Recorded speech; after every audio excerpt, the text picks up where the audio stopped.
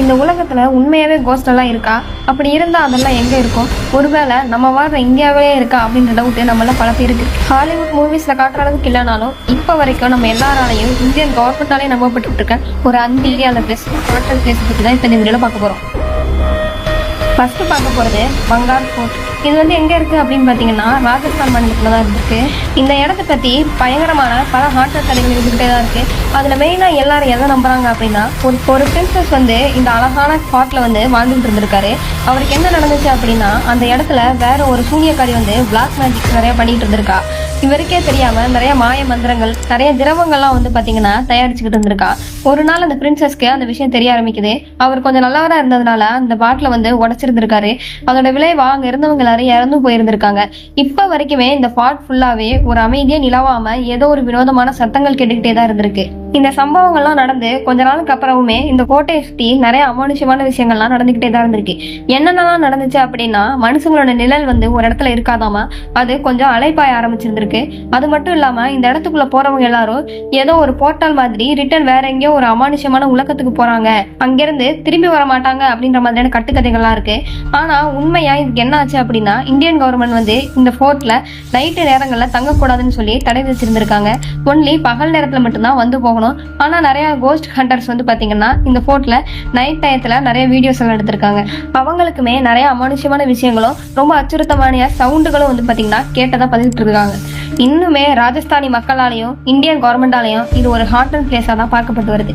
அடுத்தது நம்ம எதை பத்தி பார்க்க போறோம்னா குல்தாரா அப்படின்ற ஒரு ஹாண்டடான வில்லேஜ் பத்தி தான் பார்க்க போறோம். இந்த வில்லேஜ் எங்க இருக்கு அப்படின்னு பார்த்தா ராஜஸ்தான்ல இருக்குது. ராஜஸ்தான்ல இருக்க கொடூரமான பாலைவனம் கொண்ட வில்லேஜஸ்லயே இதுவும் ஒரு வில்லேஜஸா இருந்திருக்கு. இந்த வில்லேஜஸ்க்கு என்னாச்சு, இது ஏன் ஒரு ஹாண்டட் வில்லேஜா சொல்றாங்க அப்படின்னா இந்த வில்லேஜ் ஆரம்ப காலகட்டத்துல கொஞ்சம் நல்லா தான் இருந்திருக்கு. இந்த இடத்துல நிறைய மக்களும் வசிச்சுட்டு வந்திருக்காங்க. ஆனா திடீர்னு என்னாச்சுன்னா ஒரே ராத்திரியில இந்த வில்லேஜ் சர்வநாசமாகி அழிஞ்சு போயிருந்திருக்கு. இதுல இருக்க மக்கள் எல்லாருக்குமே ரொம்ப கொடூரமான முறையில இறந்து கிடந்திருக்காங்க. அங்க இருந்த நிறைய மணல் வீடுகள் எல்லாமே ரொம்ப கொடூரமா செதஞ்சு போயிருந்திருக்கு. ஒரே ராத்திரியில எப்படி இவங்க எல்லாத்தையும் இந்த மாதிரி நடந்துச்சு அப்படின்னா நிறைய பேர் என்ன சொல்றாங்க அப்படின்னா இது ஒரு சாத்தானோட வேலையா கூட இருக்கலாம். இந்த மாதிரி நல்லா இருந்த ஒரு கிராமத்துக்கு திடீர் சிதை வர்றதுக்கு என்ன காரணம் அப்படின்னா கண்ணுக்கு தெரியாத ஏதோ ஒரு தீய சக்தி கண்டிப்பா இதெல்லாம் பண்ணியிருக்குன்னு சொல்லி சுத்தி இருக்க ஊர் மக்கள் எல்லாரும் நம்ப ஆரம்பிக்கிறாங்க. இந்த மாதிரி இந்த வில்லேஜஸ்க்கு நிறைய கூற்றுகள்லாம் இருந்தாலுமே இப்ப வரைக்குமே அந்த ஒரே ராத்திரியில எப்படி இந்த வில்லேஜ் தனியா செதவிடந்து போச்சுன்னு சொல்லி யாருக்குமே தெரியல.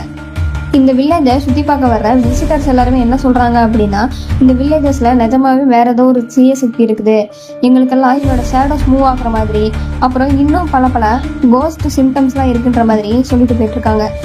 மூணாவதா நம்ம பார்க்க போறது சனிவர்வாடா ஃபோர்ட்டுங்கிறது புனேல இருக்கக்கூடிய ஒரு ஃபேமஸான ஒரு ஹிஸ்டாரிக்கல் பிளேஸ்ன்னு சொல்லி சொல்றாங்க. இதுக்கு என்ன ஆச்சு அப்படின்னா சும்மா ஓய்வெடுக்கிறதுக்காக கட்டப்பட்ட இந்த ஒரு கட்டிடம் தான் இப்ப ஒரு மிகப்பெரிய இந்தியாவிலே ஹாண்டடான பிளேஸா கருதப்படுது.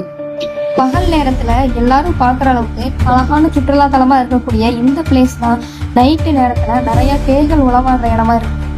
இந்த கோட்டையில அப்படி எதனால ஒரு அசம்பாவித சம்பவம் நடந்துச்சு அப்படின்னா அந்த காலத்துல ஒரு இளம் அதாவது அப்பா இல்லாத ஒரு சின்ன பையன் பாத்தீங்கன்னா அரசனா பதவி ஏற்றான். அதை பிடிக்காத எதிரி நாட்டுக்காரங்களாம் என்ன பண்றாங்க அப்படின்னா நைட்டு நேரத்துல அந்த பையன் தூங்கிட்டு இருக்கும் போது அந்த கோட்டைக்குள்ள குடிப்புற ஆரம்பிக்கிறாங்க. குடிப்புந்தவங்க சும்மா இல்லாம அந்த பையனை கொலை பண்ண ஆரம்பிக்கிறாங்க. அதுவும் எந்த அளவுக்குன்னா அந்த பையனோட ரத்தம் அந்த கோட்டையில இருக்க மதில் சவர்கள் ஃபுல்லா தெரிக்கிற அளவுக்கு அந்த பையனை குத்தி கொள்றாங்க. அந்த பையன் தன்னை காப்பாத்துங்கன்னு சொல்லி அவ்வளோ கத்தி கதறி இருந்திருக்கான் அந்த காலகட்டத்துல. ஆனாலும் பாரபட்சமே இல்லாம அந்த பையனை கொலை பண்ணிட்டு அந்த ராஜ்யத்தை கைப்பற்றி இருந்திருக்காங்க. இப்ப என்ன சொல்றாங்க அப்படின்னா மார்னிங் டயத்துல இந்த கோட்டை நார்மலா இருக்கிறதாகவும் நைட்டு டயத்துல யாராவது இந்த கோட்டைக்குள்ள போனாங்க அப்படின்னா அந்த சின்ன பையனோட அழுக்குறல் அவனோட கதறல்கள்லாம் இப்ப வரைக்கும் கேட்கறதா சொல்றாங்க. அது மட்டும் இல்லாம நைட்டு நேரத்துல அந்த செவர்கள் எல்லாத்துலயுமே அந்த பையனோட ரத்தம் தெளிச்சதுக்குள்ள அறிகுறிகள்லாம் தெரியறதா பல பேர் சொல்றாங்க. மெயினா பௌர்ணமி அன்னைக்கு ராத்திரி இந்த கோட்டைக்கு சுத்தமா போகவே கூடாதுன்னு சொல்றாங்க. ஏன் அப்படின்னா அந்த பையனோட சத்தம் ரொம்ப அதிக அளவுக்கு கேட்கறதா சொல்லிட்டு இருக்காங்க. அப்படியே நமக்கு தெரியாமலேயே நம்மளை யாரோ வாட்ச் பண்ற மாதிரியும் அது மட்டும் இல்லாம நம்மளை பின்தொடர்ற மாதிரியும் ஒரு பயப்படுத்த மாதிரி அமானுஷ விஷயங்கள் நடக்கிறதா இப்ப வரைக்கும் பேசிட்டு இருக்காங்க. அதனாலதான் இந்த அழகான கோட்டையும் இப்ப வரைக்கும் ஹாண்டட் லிஸ்ட்ல இருக்குது. அடுத்து நம்ம பார்க்க போறது டுமாஸ் பீச் என்ற பீச்சை பத்தி தான். இது குஜராத்ல அமைஞ்சிருக்கு. இந்த பீச் எதனால ஃபேமஸ் அப்படின்னா இதை சுத்தி நிறைய கருப்பு நிறத்துல கிட்டத்தட்ட மண் இருக்கிறதா அப்படின்னு சொல்லிக்கிறாங்க. இந்த பீச் பாக்குறதுக்கே ரொம்ப அழகா இருக்கும். அது மட்டும் இல்லாம எல்லாரும் ரெஸ்ட் எடுக்கிறதுக்கும் அதுக்கப்புறம் சும்மா சில் பண்றதுக்காகவும் இந்த இடத்துக்கு வந்து போறாங்க. ஆனா இதெல்லாம் காலை நேரத்துல மட்டும்தான்.